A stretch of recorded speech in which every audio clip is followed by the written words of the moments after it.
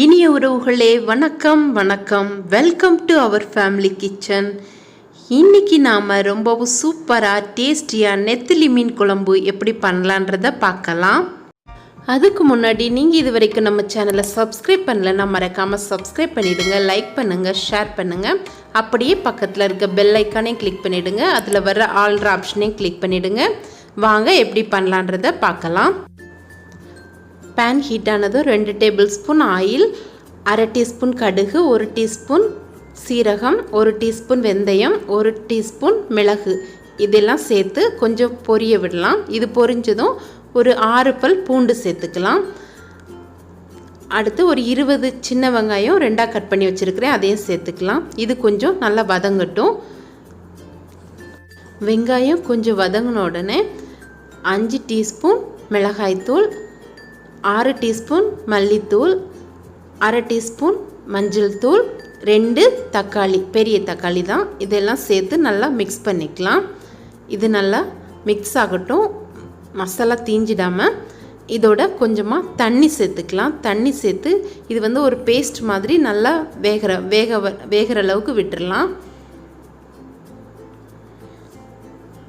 இப்போ இந்த மாதிரி நல்லா மிக்ஸ் ஆகி இது கொஞ்சம் நல்லா வெந்துடுச்சு. இந்த ஸ்டேஜில் ஸ்டவ்வை ஆஃப் பண்ணிவிட்டு இதை வந்து நம்ம மிக்ஸி ஜாரில் சேர்த்துக்கலாம். இதோட ஒரு 1/2 கப் தேங்காய், துருவின தேங்காய் சேர்த்துருக்கலாம். இதை நல்லா பேஸ்ட்டாக அரைச்சி எடுத்துக்கலாம். இந்த மாதிரி நல்லா பேஸ்ட்டாக அரைச்சி வச்சுக்கோங்க. இப்போ அடுத்ததாக பாத்திரம் ஹீட் பண்ணிவிட்டு இதில் ஒரு 2 டீஸ்பூன் ஆயில் சேர்த்துக்கலாம். இதோட நம்ம அரைச்சி வச்ச பேஸ்ட் அந்த மசாலாவை நல்லா சேர்த்துக்கலாம். இதை நல்லா இந்த எண்ணெயில் வந்து நல்லா வதக்கிக்கலாம். இது நல்லா எண்ணெயோடு சேர்த்து அது நல்லா மிக்ஸ் ஆகட்டும். மிக்ஸி ஜாரை கழுவி தண்ணி ஊற்றிக்கிட்டேன். இந்த தண்ணியும் சேர்த்து மிக்ஸ் பண்ணிவிட்டு இதோட ஒரு 3 பச்சை மிளகாய் 2ஆக கட் பண்ணி சேர்த்துருக்கலாம். ஒரு மாங்காய், அதாவது ஒரு 10 பீஸ் அளவுக்கு மாங்காய் சேர்த்துருக்குறேன். இதுவும் சேர்த்தா நல்லா டேஸ்ட்டாக இருக்கும். நீங்கள் முருங்கைக்காய் சேர்க்குறதா இருந்தால் கூட சேர்த்துக்கலாம், ஒரு முருங்கைக்காய். இப்போ இதோட ஒரு பெரிய லெமன் சைஸ் அளவுக்கு புளி கரைசல் சேர்த்துக்கலாம். இதுவும் சேர்த்து நல்லா மிக்ஸ் பண்ணி விட்டுட்டு இது நல்லா கொதிக்க விடலாம். தேவையான தண்ணி சேர்த்துக்கோங்க. தண்ணி உங்களுக்கு கட்டியாக வேணும்னா கட்டியாக சேர்த்துக்கோங்க, கொஞ்சம் தண்ணியாக இருக்கணும்னா தண்ணி சேர்த்துக்கோங்க. மூடி வச்சு நல்லா வேக விடலாம். இப்போ நல்லா கொதிக்குது. இந்த ஸ்டேஜில் 1/2 கிலோ நெத்திலி மீன் எடுத்து வச்சுருக்கிறேன். நல்லா மஞ்சத்தூள் போட்டு கழுவி வச்சுருக்கிறேன். இதை உள்ளே சேர்த்துக்கலாம்.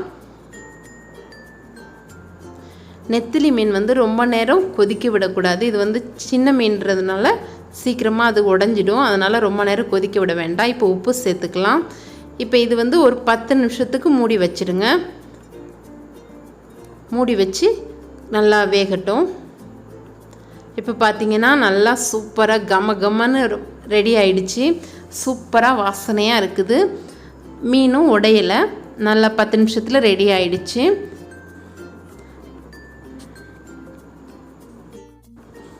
இப்போது கொஞ்சமாக கருவேப்பிலை சேர்த்துக்கலாம்.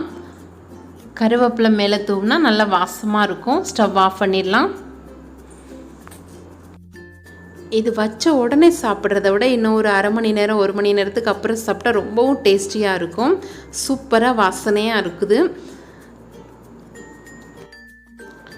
இப்போ ஒரு 1 மணி நேரத்துக்கு அப்புறம் திறந்து பார்க்குறேன். எவ்வளோ அழகாக எண்ணெய் தெளிஞ்சு அது அவ்வளோ டேஸ்டியாக கம்ம வாசனையோடு ரெடி ஆகிடுச்சு. பார்க்கவே ரொம்ப கலர்ஃபுல்லாக இருக்குது, சூப்பராக இருக்கும் டேஸ்ட்டும். கண்டிப்பாக நீங்கள் இது உங்கள் வீட்டில் ட்ரை பண்ணி பாருங்கள். ட்ரை பண்ணி பார்த்துட்டு எப்படி இருந்ததுன்னு நமக்கு கமெண்ட்டில் சொல்லுங்கள். மறக்காமல் நம்ம சேனலை சப்ஸ்கிரைப் பண்ணுங்கள், லைக் பண்ணுங்கள், ஷேர் பண்ணுங்கள். அப்படியே பக்கத்தில் இருக்க பெல் ஐக்கானையும் கிளிக் பண்ணிவிடுங்க. அப்போ தான் நம்ம போடுற வீடியோக்கெல்லாம் உடனே உங்களுக்கு நோட்டிஃபிகேஷனில் வரும். Thank you friends.